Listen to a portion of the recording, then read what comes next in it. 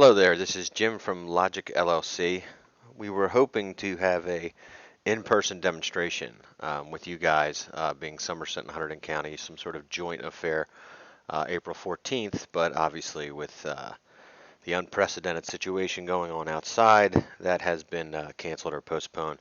Um, we hope there's an opportunity in the near future to be able to come up and do another demonstration.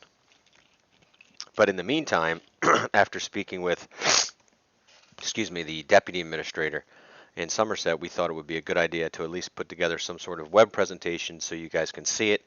If you're interested in signing up for it, it's free this year. We can get you set up and you can use it for your appeal defenses if you need it. And then if you're doing any kind of reassessment, compliance plan, anything like that. So my name's Jimmy Duda. I work for Professional Property Appraisers, been in the reval industry for over 15 years. I'm also a local assessor in Burlington and Camden County, and I've been assessing for 10 years now. So what we'll do is I'll go through the typical PowerPoint presentation that I typically show, and then we'll run through a live action demo. So let's go. So what are we trying to accomplish? What's our goal here? Our goal is to generate new assessments with specific sales for comparison. I mean, there's a little bit here about bringing the professional. As assessors, we're usually heavily involved in the equation. So rather than using cost attributes and then looking at the market to finalize an assessment, we want to treat it like the sales approach strictly. No hybrid or merger between the cost and the market approach. So if you look at the way we currently do things regarding new assessments, we do have this so-called quote-unquote hybrid approach to valuation where we're inspecting the properties and then we're manipulating cost attributes like building classes and depreciations to arrive, at a new assessment. Some of the problems I have with the current approach: analyzing land values on a house. That to me is a fruitless exercise.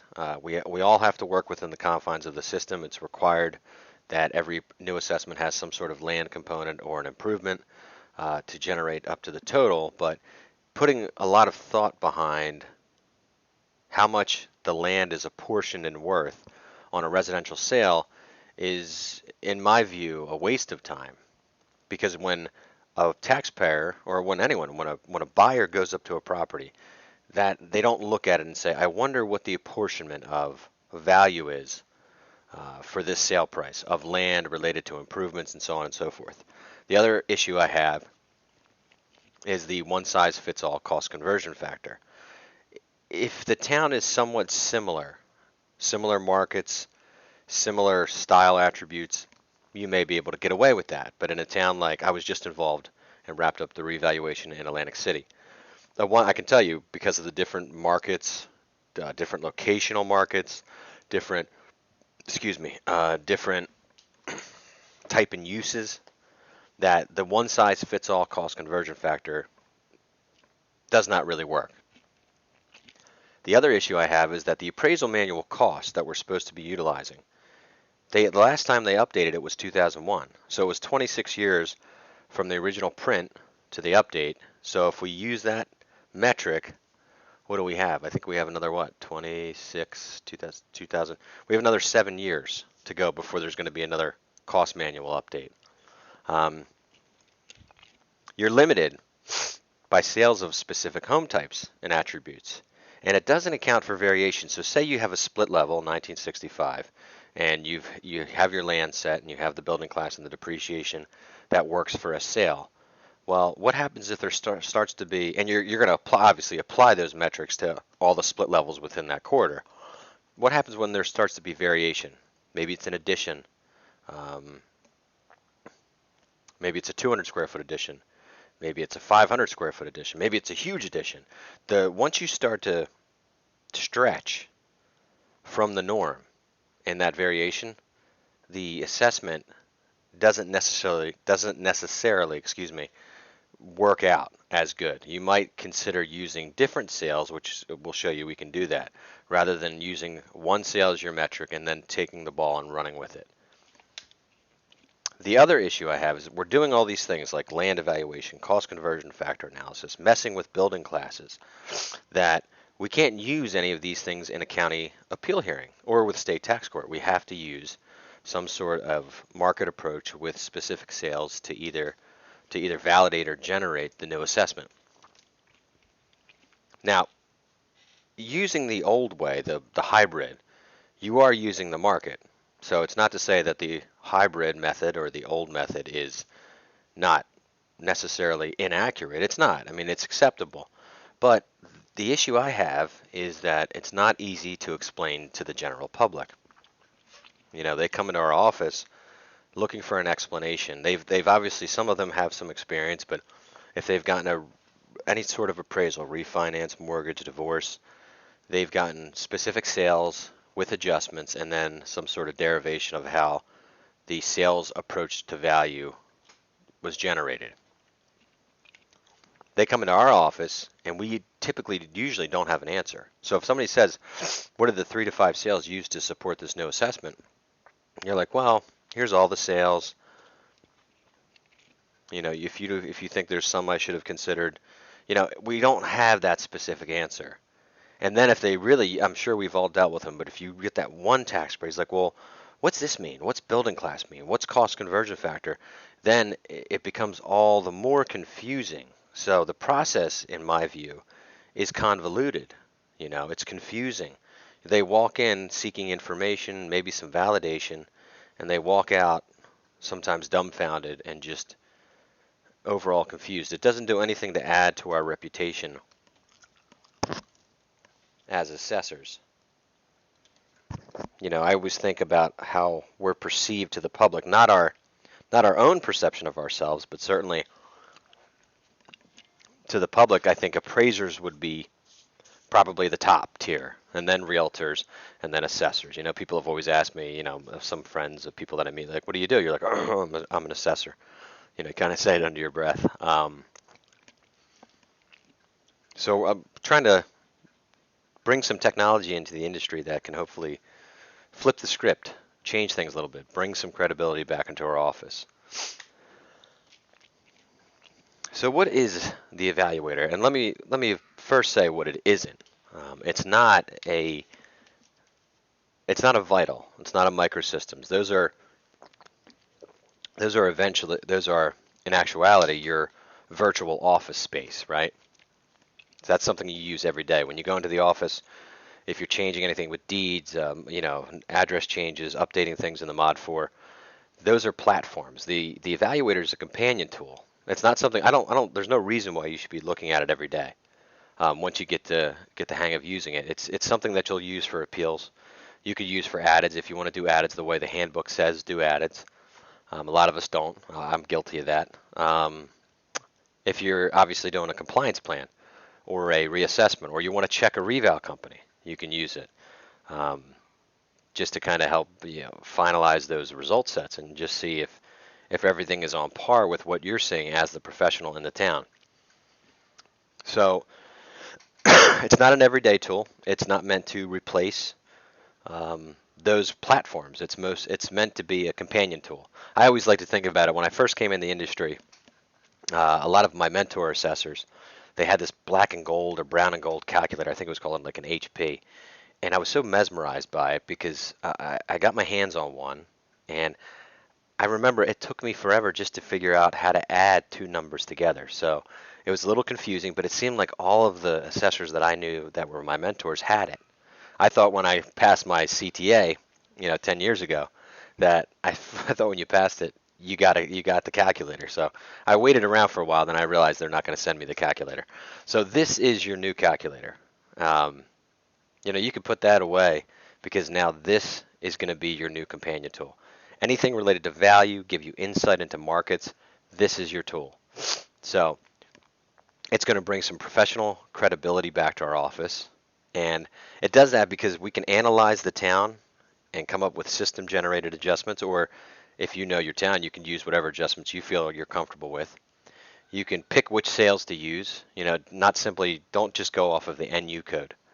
How many of us have seen estate sales that are reflective of fair market value, or some sales that we throw out with the catch-all 26 code that they're probably fair market value, but they might do something to the ratio to the point at which we throw it out. You're going to be able to identify different markets and see and identify which neighborhoods you may have some appeal exposure. And then we're going to give you some other metrics, analyses, I guess you would say, to actually look not only at the whole town, but individual neighborhoods at things like price per square foot, sales ratios, and coefficients of deviation. Now, you're going to be able to generate new assessments. Here, I'm giving a little bit of a, I don't know what the word would be, but here I'm saying that you can generate new assessments in minutes. You can actually generate new assessments in seconds, and I think you'll see that. And I think one of the questions that we usually get is like, well, how can you trust that those new assessments are accurate, or that you can substantiate them if you had to in front of a county board of appeal or state tax court? And I can tell you, you're going to feel comfortable because you're setting the adjustments, you're telling which sales to include or exclude, and most importantly, you're telling it how to search. You're actually doing it. It's not automated, so you're doing it. And every town's different. So those three factors they're a reflection not of the program, they're a reflection of you. So the reason we developed it and designed it this way was not only for the professional using it, but also to give us a bit of protection as well, because you're never going to come back and say to us, well, Jim, we have an assessment at X amount of dollars, like the evaluator said it should be assessed at this. Because I would, what's that called, the reverse card? I'd flip the reverse card and say, well, why did it give us this number? It gave us this number because of these adjustments, these sales, or this search pattern. So that thing kind of matters. Now, the nice thing too is, even though the technology is new, I mean, we're assessors. You know how to defend an assessment. We're not teaching any new theory here. We're not teaching you any new formula. We're just giving you a tool to get to a result faster and have it backed up by specific evidence. Like, we all know if we're going to defend an appeal, we need sales. Some of us make adjustments, some of us don't, but we need sales, we need adjustments, and then boom, then we can either defend or generate that no assessment. Once you have your result sets done, then we can review the post-assessment analysis and amend where necessary, and then export that. I'm confident in the near future, Vital Microsystems, they'll be able to integrate. They might actually have to build something into their programs in order to integrate. But there's a couple different ways. When you're ready and you're done, when you're ready to bring your new assessments generated from the evaluator into your CAMA system or Mod 4 system, myself or Sal can work on helping you with that. Why use it? There's no upfront cost. It will be a low annual subscription fee. This year it's free. We're really looking for users, because at the end of the day, I think the program's great as it is, but it's only going to get better because we're going to get feedback, and that feedback is going to lead to different kind of breakthroughs. Even if it's something as simple, when we started this, and you'll see it, even the look changed a little bit. We had it organized a little bit differently. We got some feedback from some users. We changed it, and I think they're happier. We're happier with it, and it's only going to get better. It gets better with other users, so it is free for this year. Because it's operated through our web page. Oh, sorry about that. It's the world we live in now. Because we operate it through our web page, you don't have to worry about installing or uninstalling, with new updates and new patches and those sort of things. So everything is in our website, and that's also good too, because it should give you some confidence when if you sign up to be a user, because you can evaluate. You try to break it. If you sign up for it, mess with all the buttons, change the adjustments, just mess with it as much as you can. Change how you search. Because it's not going to affect anything that's in your official file, or any file for that matter, because it's not connected to Vital or Microsystems. So, there's no fear in, you can evaluate, reevaluate. You could try evaluating the whole town, and then you could try evaluating, say, a group of neighborhoods, or or a bunch of block and lots, or a block or random block and lots. Like, you can do those things, and it's not going to do anything to, like I said, damage or mess with what's currently in your official file.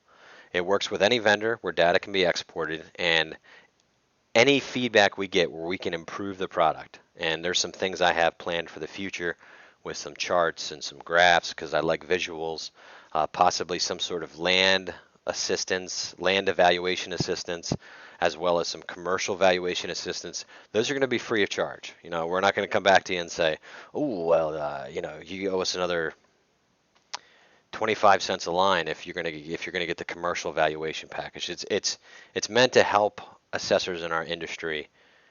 It's meant to help us. It's meant to be the future, to kind of shake the tree about the way things have been done, and really envision a better way and a quicker way of doing things in the future.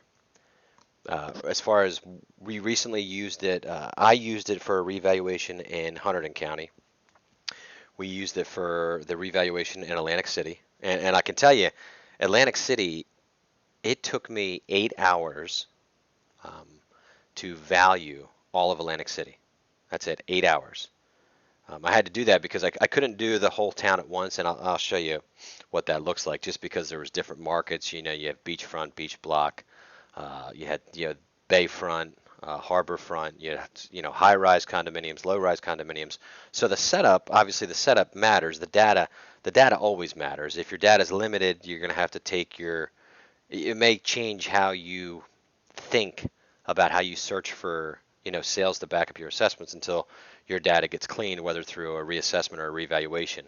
But that being said, it only took 8 hours. Now, obviously, I had to look at the tax implications and then look at the market again, make sure I was comfortable. But that's 8 hours for, I guess it was over 10,000 residential line items. So it was one business day essentially.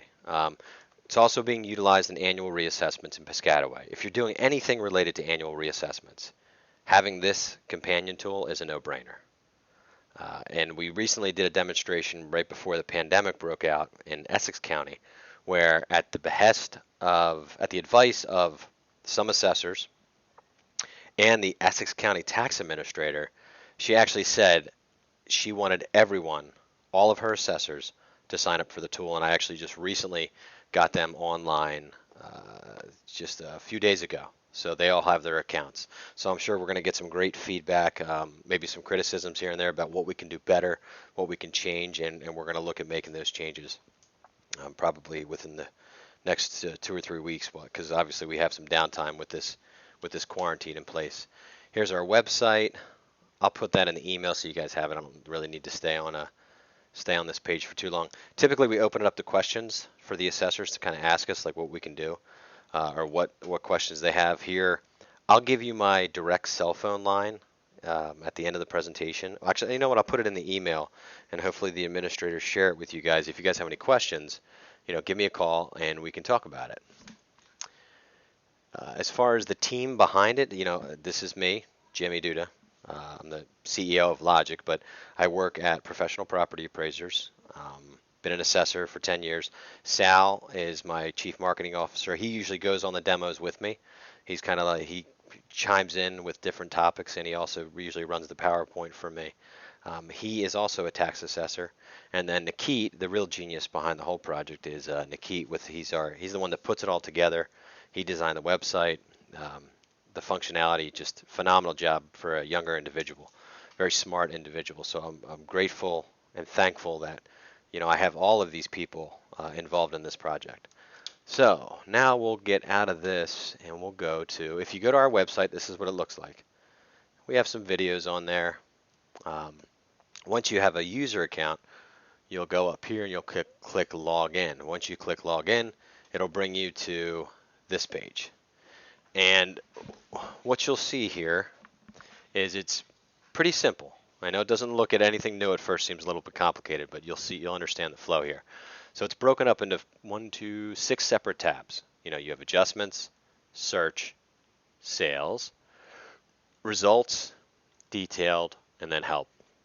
The help section is something that we added, it was about 2 weeks ago, just so you could kind of walk you through the steps that I would use to just get the tool operational. And then once you get comfortable doing it the way I'm showing with the steps, then you can come up with your own way of doing things, so to speak. It's like measuring a house. We all have different ways. Some people start at the front right corner. Some people start at the front left corner. Some people don't care where they start. Some people like to start in the back. So it's the same concept here. We'll give you the basic and show you how to use it, and then you're gonna tailor it to you, and it's gonna be a reflection of you. So what we'll do is we'll pull up I think our test town is selected. Let me go back up. We'll go back up here to search. So if I was trying to generate new assessments, the first thing that I would want to do is consider what adjustments to use. So we have a town selected here. We'll go to adjustments, and you'll notice you have a couple options. This is blank for now because these will be system generated. This is square foot adjustments, and these are flat adjustments. So in other words, if you wanted to say, basement's worth $20 a square foot and a finished basement's worth $10 a square foot, you have that option. Or if you'd rather just keep it more simplistic and say, if it has a basement, add 17,000. If it doesn't have a basement, subtract 17,000. These are adjustments, okay? And we give you some of these options here where it says lot size, front foot, livable area, the typical adjustments that you feel like you would find. Now for my vital users, Craig is working on giving us the export for land. Microsystems, we have it. Right now you can VNet report and pull out the land adjustment percentages, but it doesn't give me the reason. And for me, the reason's the most important thing. And because now we can actually start to get, like, everybody has a reason code for traffic, right? But now you can take it a step further. If you're doing a reassessment or a reevaluation, you could take it a step further, and you could really get creative with your location adjustments. Like, is it a busy road, a high traffic road, a medium traffic road, a low traffic road? Because if you code it like that, notice they're coded here, then we can actually do an analysis, a system generated analysis, just to see if it has an impact. And we also give you the ability to kind of override and go with whatever you want. So here what we'll do is we're going to do get recommended adjustments. So we'll select this.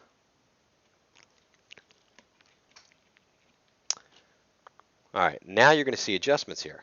Now notice the color coding, right? So if it's green, it's pretty accurate, and it tells you how accurate, and it tells you how many pairs. So in this municipality, it should be $1.48 per square foot.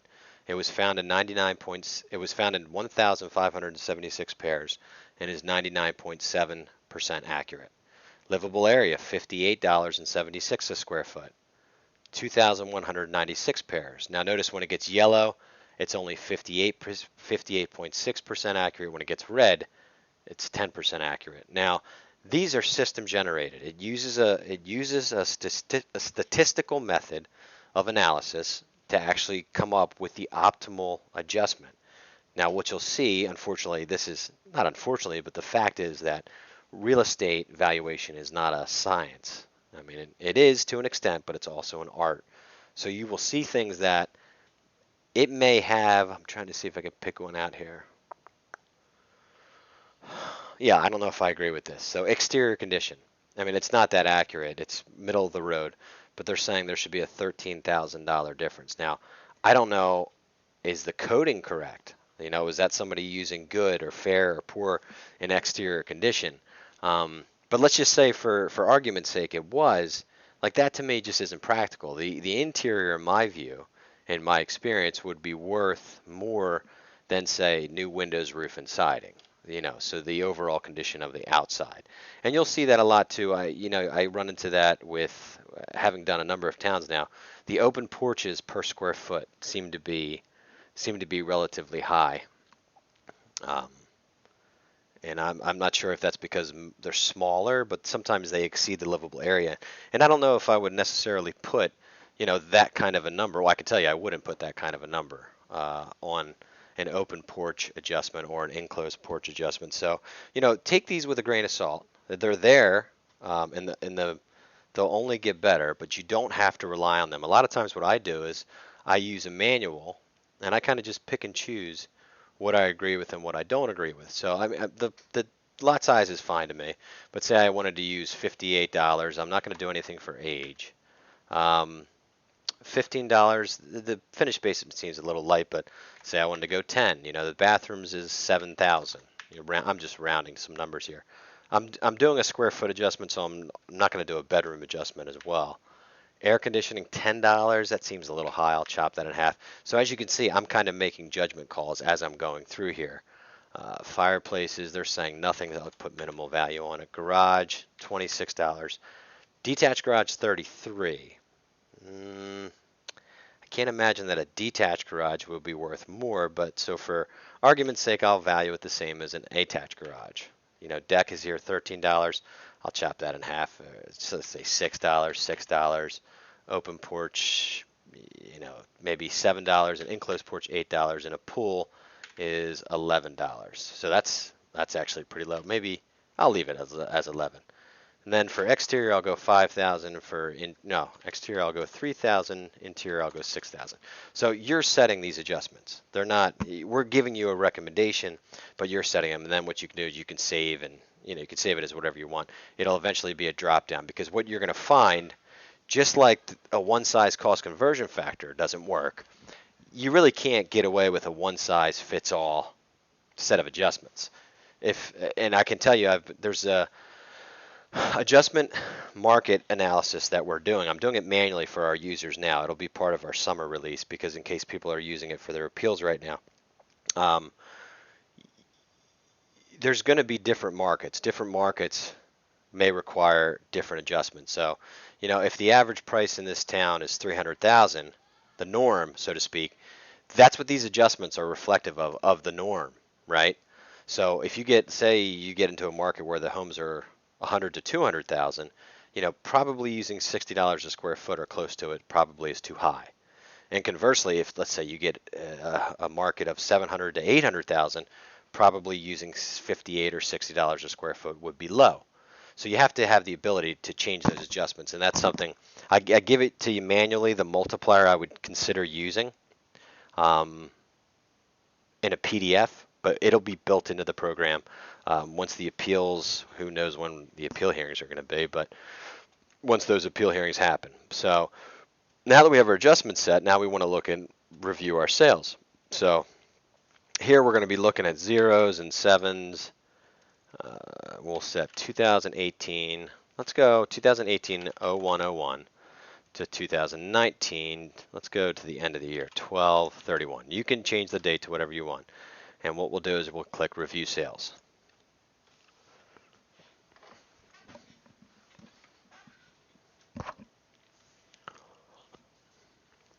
All right, so now what it's showing us here, this grid, so to speak, or chart, anything in green is going to be used in the analysis. Anything in white is not going to be used in the analysis. But notice it gives you a couple deviations in this VCS and the style and the type in use. It gives you the sales ratio, the size, price per square foot.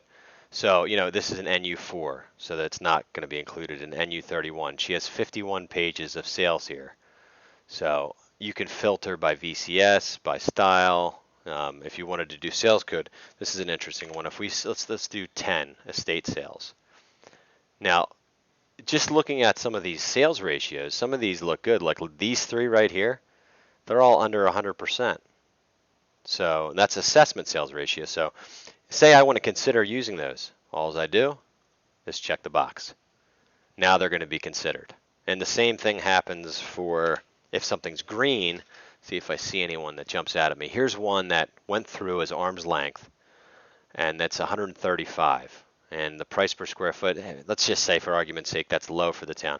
You can override it, just mark the X. So now you have the option of changing, of really scrutinizing which sales to include, which sales not to include. Then up here we give you the analysis. So here's your VCS analysis.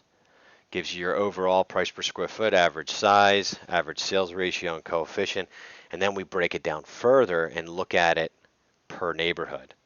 And we look at it per style. And we look at it per type and use. So it kind of gives you a gauge here of what's going on. It's interesting here that there's the interior units, price per square foot, are coming in, they're 200 square foot larger, but they're coming in higher than the end units. It's the same, and the multifamilies are lower, the lower price per square foot. That's kind of typical, unless you have an abundance of multifamily. In Atlantic City, that was the opposite because we had an abundance of multifamily homes. So they were actually more competitive and a little bit better than some of my residential areas. So we give you that analysis is instant. If you're going to go in and change some things, like I said, if I just saw another one, like say these two sales, one like I don't want to use that one, I don't want to use that one. You can recalculate those analytics, and it'll give you it'll recalculate everything: the new sales ratio, the new totals, the new coefficient of deviation. So that's some great information to have. If the county tax board's questioning you with anything, if your governing body wants some insight into the overall health of the assessments. So once you're comfortable with what sales are going to be included or excluded, now we can go to search. Now you can search the whole town, or you can search by specific VCSs. Once you type the letter, it will show you a list of your VCSs. Say I wanted to do AR1, and I could do that. Or say I wanted to do AR1, BR, Popple. They're all the same market to me. You can do random groupings of VCSs. You can do one VCS at a time, or you can do the whole town. We're going to show you the whole town just for argument's sake, or not arguments, for demonstration. And here, if you wanted to plug in block and lots, say you had 40 appeals. This is going to make your life easy. Just type in 40 appeals, then run your searches. Okay. So we're going to do the whole town. We've already established the adjustments. We've already established the sales date range. We're only looking at sales from 2018 to 2019, zeros and sevens. We had some overrides in there. And what we're going to do is we're going to first look in the same neighborhood, within 25 years of age, within 500 square feet of each other, same zone, same building class, same type and use, same style, same story height, same view. So if you get a result set of comps, they're going to be the same style, the same neighborhood, within 500 square feet and 25 years of age. And then to take it a step further, if we're using modern appraisal practice, the adjustments can't exceed 10% individual, 20% net, 30% gross. Now, as the user, you're the boss. You want to get rid of it? You get rid of it. So now that we have that, we'll run our first evaluation. Let's see how long it takes. This town, I think there's 13,700 properties. So we're at, okay, it just started. 1,000, 2 1,000, 3 1,000, 4 1,000, 5 1,000, 6 1,000, 7 1,000, 8 1,000, 9 1,000, 10 1,000, 11 1,000, 12 1,000, 13 1,000. All right, about 13 seconds. Now, here it tells you out of the gate that 2,800 of the 13 found no comparables. So we have to soften. I call it softening. We have to soften some of our search metrics to see if we can find some. But that does mean that out of that means 11,000 found comparables. Now, here you can save. Okay, as your user, what's your threshold? Are you saving 1 comp, 2 comps, or are you saving 3? Typically, we like to go with 3, so I'll hit 3, and I'm going to hit save. So 13 seconds, we have 7,325 new assessments that are generated with at least 3 sales. It's probably 3 to 5. And you could look at those. So if we uncheck this box, don't hide save results. Here's a couple of what you see. And what you see here is the VCS, the block and lot, the property location, the current assessed valuation, the proposed assessed valuation, and then the percentage change, and then the specific block and lots. Now, if you hover over it, it'll show you the math, where it does the math of the subject, like what was different. Like the livable area, the lot size was different, the livable area was different, the air conditioning was a little different, and the patios were different. So it actually shows you the math of where it is. And as you scroll over each one, it shows you that. But how nice is it if the owner of 60 Dahlia Court comes in? And again, the public I just dealt with in Atlantic City, they're not ready for this. So they kind of come in with a little bit of swag, and they're like, tell me what comps you used to come up with this value. And it's like, well, it's funny you ask. We used block 2709 lot 1, 2709 23, And you can give them the addresses too. 4 Amaryllis, you could say 15 Dahlia, and 4 Amaryllis. I think that one came up twice. 53 Dahlia, that's what I meant. Um, so you have that information. So half the town is done in 13 seconds. And look at the net adjustments on them. -3, +4, +5, +8, +9. They're all within reason. They're not, none of them are unreasonable. So now that you have those saved, now we go back to search, and now we're going to keep results. And now this is where you can soften. Do you want to soften age? Do you want to say, you could say up to 750 square feet, up to 1,000 square feet. For me, I'm going to start out the gate. I'm going to stay in the neighborhood, but I don't care about story height. Because now, let's say it's a 1.5-story Cape Cod to a 1-story Cape Cod, or a 2.5-story colonial to a 2-story colonial. So I'll run it again. Now it's only looking for those properties where they didn't meet the minimum threshold. So that first batch of 7,000 properties, that's done. We set that aside.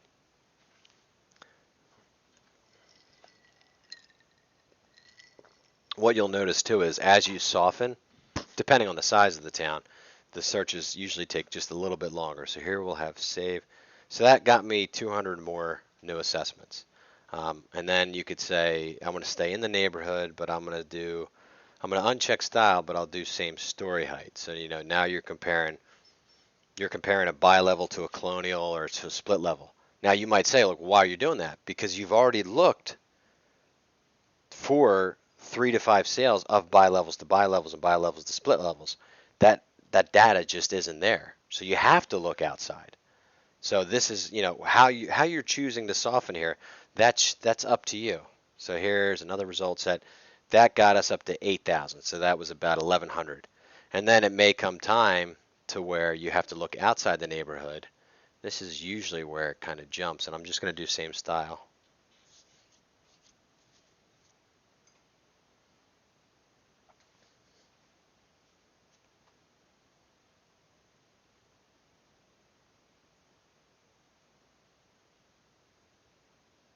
Much, much slower now because it's looking.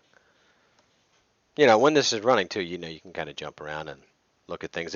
It will bring you back to your results page, once you're done.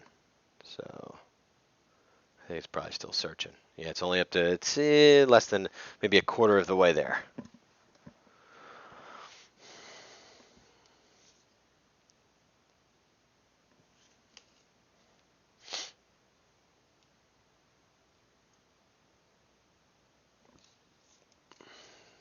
About halfway.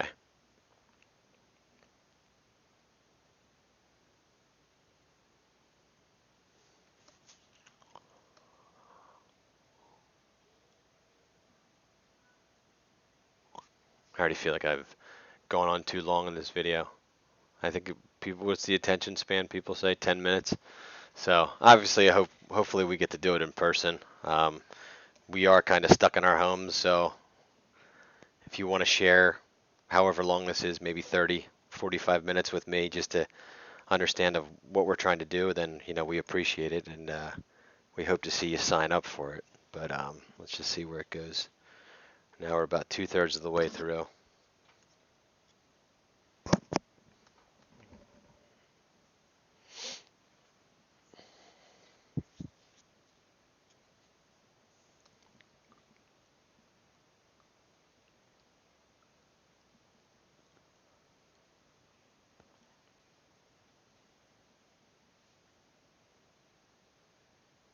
Almost there, 4,700. This should be it right now.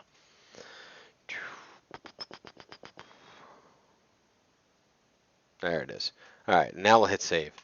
Okay, so if we looked outside the VCSs, but we looked same story height, same style. Well, actually, we didn't say same story height. We said same style, same building class, zoning type, and view. We got 13,061 out of 13,700 with 3 to 5 sales for comparison. That's the power of it. It's not only the time that you're going to save. It's not only going to change the way you think about the valuation. Like, do you want to break down something like traffic into like high, medium, low? Or like, do you want to throw an interest, if you have something unique in your town, like a cul-de-sac that, there was something the assessor said in Essex, one of the assessors, about how you had a cul-de-sac that backed up to a commercial that, you can't just do the next to commercial adjustment because there it's even worse. So you can come up with and create new codes in your tables in Vital or Micro to kind of see if you can isolate this. Um, that the search that we just did, it works in this town because it's a big town. The markets are relatively stable. Well, not stable. The markets are relatively similar. In Atlantic City, I couldn't do that outside VCS thing because then I'd be comparing beach block to non-beach block or beachfront to non-beachfront. Or a high-rise condominium to like a motel-style condominium, and that's where you know the town. I don't know the town. The tool is meant to be your companion. It's supposed to help you get there. So if you have a shore town or a town that has unique views or locations, and you have it set up that way by VCS, then it might take you a little bit longer. Like I said, Atlantic City ultimately took 8 hours, but I was able to stay in beach block VCSs, beachfront VCSs, and break out how I wanted to value all the condominiums. Half of the city are condominiums, like high-rise condominiums to other high-rise condominiums, low-rise condominiums to other low-rise, and not mix them up. You also have the ability too, if you know, like if you're looking at a group of VCSs and you know the comparable VCSs, you could plug those in here.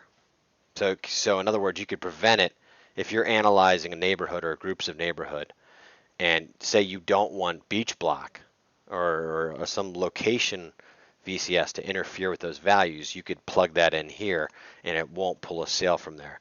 So once you have your results, you can click on one, it'll bring you to a detailed evaluation. You hit the button again,